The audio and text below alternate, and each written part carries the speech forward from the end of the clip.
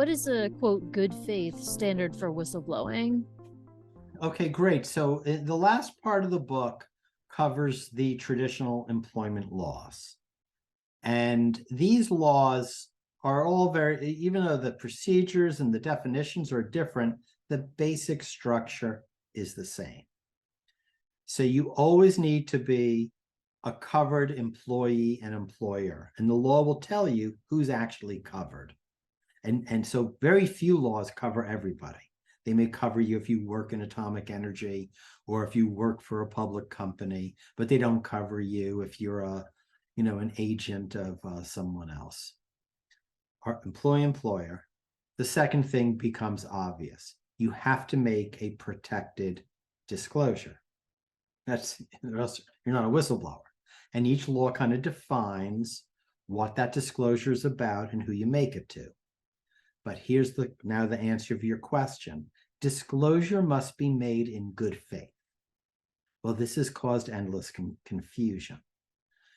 Good faith does not mean the subjective motivation of the whistleblower. That should be irrelevant. It's the reporting of the crime or violation, not whether that whistleblower hated their boss or had some issue and was becoming a whistleblower with an ulterior motive. Should not matter.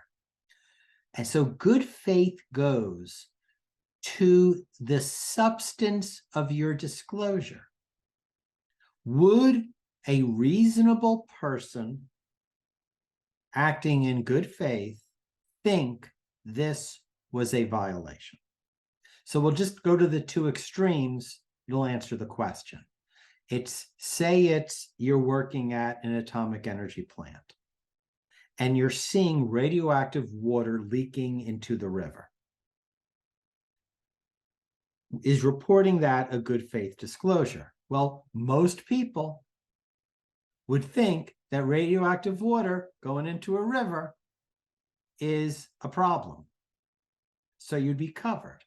Even if it turns out the level of radiation in that water was less than the sunshine, posed no health risk, and the leak was actually an authorized discharge. The fact that when you saw it, a reasonable person in good faith would think this could be an issue, you're protected. So your issue doesn't have to be right or wrong. It just has to be reasonable in the context of a reasonable person. Now let's go to the other extreme. I come to my boss and say, Martians have entered the plant. They've taken over the control room. And now all of the people in control room are under mind control. And the company says, well, maybe this person shouldn't be working with a security clearance at this nuclear plant. Okay? So that comes down to, would a reasonable person acting in good faith think that Martians have taken control of the plant? The answer will be no. And therefore, that's not a protected disclosure.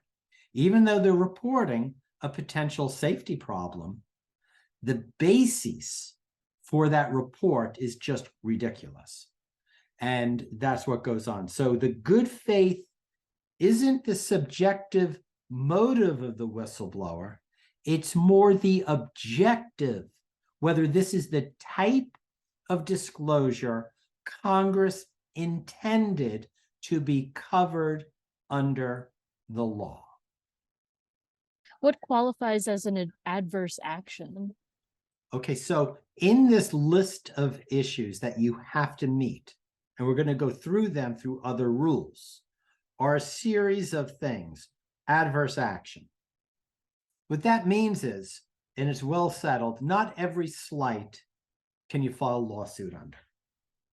So the Supreme Court dealt with this in a major decision in which the whistleblower didn't suffer any economic harm. So the question was, to have a valid retaliation lawsuit, do you have to suffer economic harm? And the answer was no.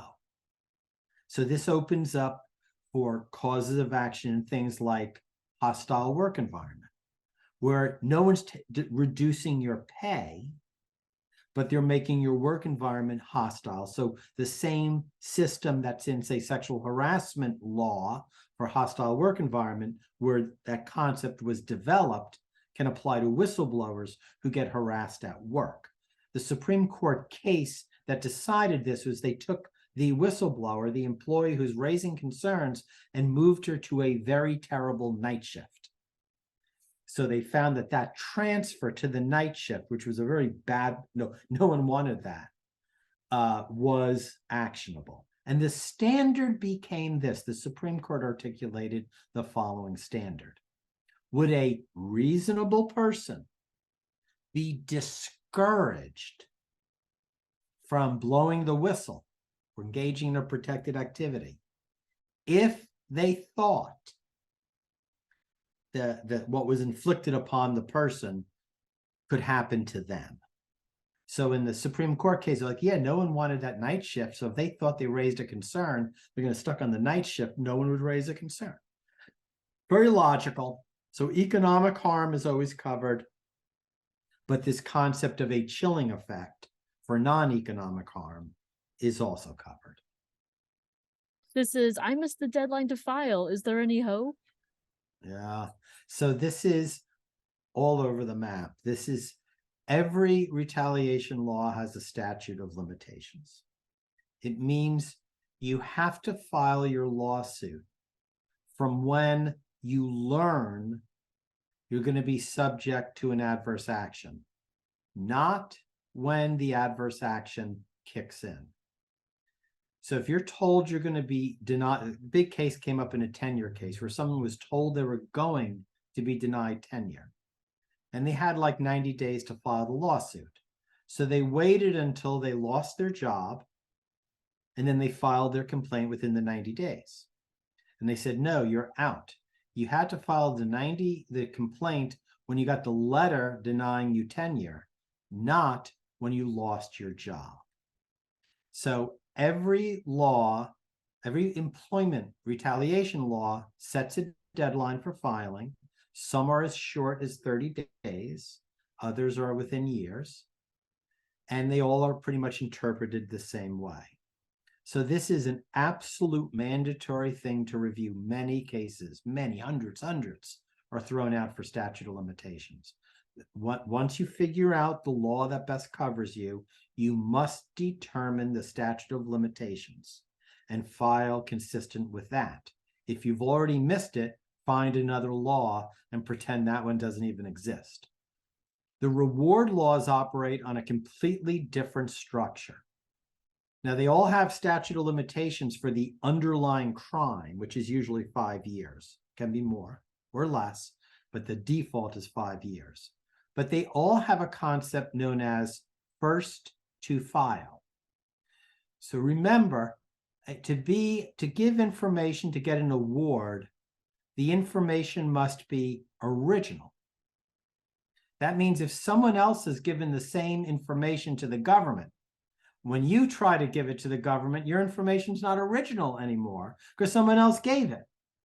So ultimately, all of these laws incentivize people to go to the government as quickly as possible with the most extensive explanation of their concerns so they can get credit for original information. False Claims Act is even stricter. It's first to file. Whoever files first gets 100%. If you file second, you get 0, with some minor exceptions if you can somehow argue you were outside. The Dodd-Frank Act lets you get for contributing to an ongoing investigation. So even if you're not first to file, there's still hope. But guess what? You're going to get a lot less, and it's going to be a more difficult case. So the reward laws incentivize immediate filing regardless of statute of limitations. Retaliation laws all have statute of limitations. You fail to follow, you lose. Some exceptions, very narrow, like if the company defrauds you, so you don't file in a timely manner. These are hard to win, but there are some exceptions. all goes back to knowing your rights, and it all goes back to why the rules book is written, because you can see there's all of these pitfalls: timing, where you go, what you say, all these little minefields. And what I like to say is, it's not like, oh, we love whistleblowers, we'll do our best to help them. Nope. Wish it was.